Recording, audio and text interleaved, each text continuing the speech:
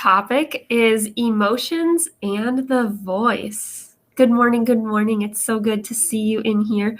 My name is Andrea Oram. I am a vocalist. I am a music teacher. I help people with the vocal health and vocal confidence, and I love to sing.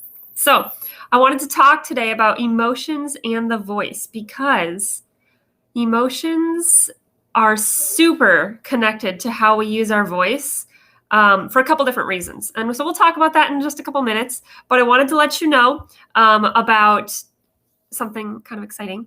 So I'm going to be putting up some new content on YouTube. I have a YouTube channel. You can find me at Andrea Oram. And there's going to be some new stuff coming up really soon. So go check that out. If you like what you see there, subscribe so you can get notifications when new videos come up.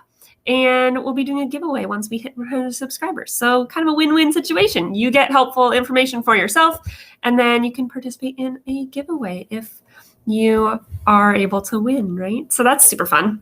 But today our topic is emotions and the voice. Now, this is a little bit connected. I want to touch back briefly on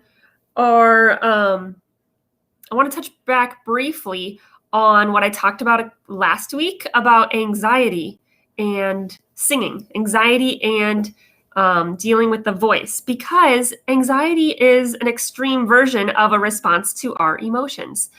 And when we are having lots of different emotions, those emotions do affect our muscles and different other things in our body.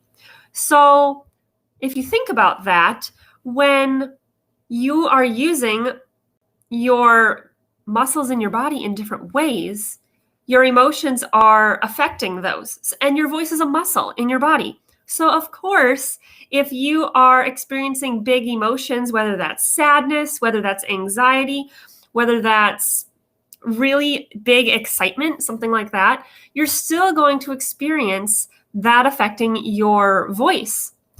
Here's a really simple way. If you are scared of something, you tend to go into a fight or flight response, right?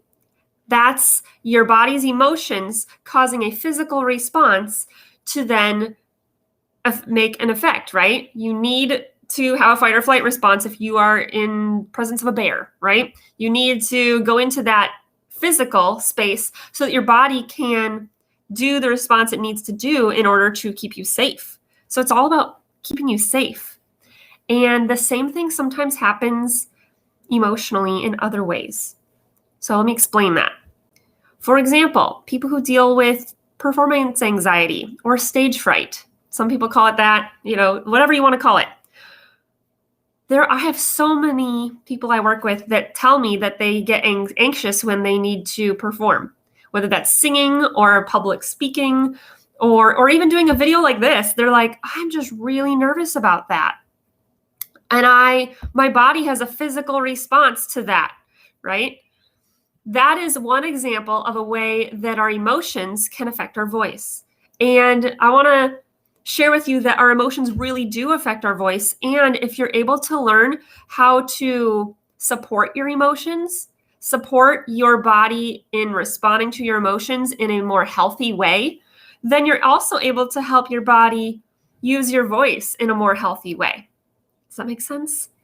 So when you have a big emotion like sadness or even anger can do this sometimes, you might feel your throat get tense. Do you feel that? If you're watching live, or even in the replay, you can let me know. Does your voice, or does your throat, I should say, does your throat get tense when you are sad, when you are angry, or maybe scared? Scared is a really good one where our throat tenses up and we maybe get dry in the mouth because all of our body's energy is focused on that fight or flight response and not so much on things we don't need, like talking. So that really does happen with fear or with scared emotions. But what about with anger? How does your voice feel when you get angry? Maybe it feels like it shakes. Maybe it feels like it's like husky sounding, like it has raspy sounding potentially. So there's all these different ways that our emotions then affect our body physically, and that can impact your voice. So one of the things that I work with people on is how to help your body be supported in different emotions that you're experiencing so that you can help your voice stay healthy and be able to use it in all those situations that you need to use it in, even though you are still experiencing those emotions. So being able to have tools to work through that, have different techniques. So here's one example, and I think I gave it last week with our anxiety example. When you are scared, make sure you stay hydrated. I know it sounds like such a simple thing. And staying hydrated, by the way, doesn't mean guzzling like a whole bottle of water all at once.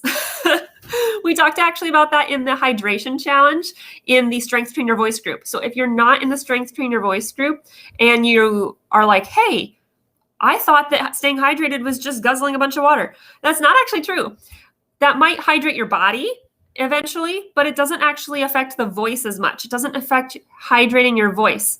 So if you want to learn about actual tools or ways that you can use hydration to your advantage as far as your voice goes, make sure you check out the Strength Train Your Voice group, and it's in the guide section. So if you're familiar with groups that have a guide section, it's kind of like a little library spot. So you can check out that that link actually in the description of this video, and check out the guide section. If you're in the group already, props to you. Go check out the guide section and the hydration challenge for specific ways to make your hydration help your voice specifically, not just your body in general. All right, because there's a couple things you want to know about hydrating your voice that might be different for specifics than just hydrating your whole body. So that's a little thing that can really help you when your body is scared, because when you are scared, all of that energy, all of that hydration action goes to different places in your body because your body is in that fight or flight response.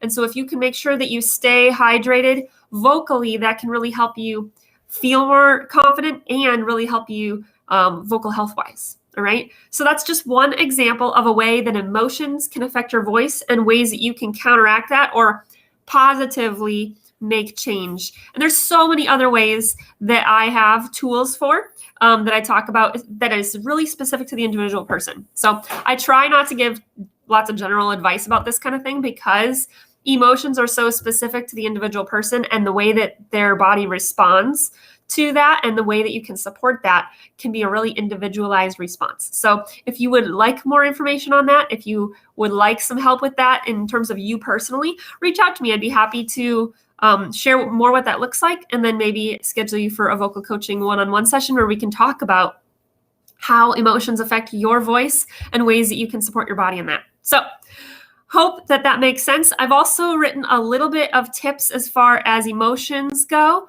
in a blog post that I threw in the link or the description of this video. So if that interests you and you want to learn more about how emotions affect our body and how we can actually affect our emotions, so it goes both ways, then you can read about that there too. So have an awesome rest of your day, and I will catch you tomorrow. Bye for now.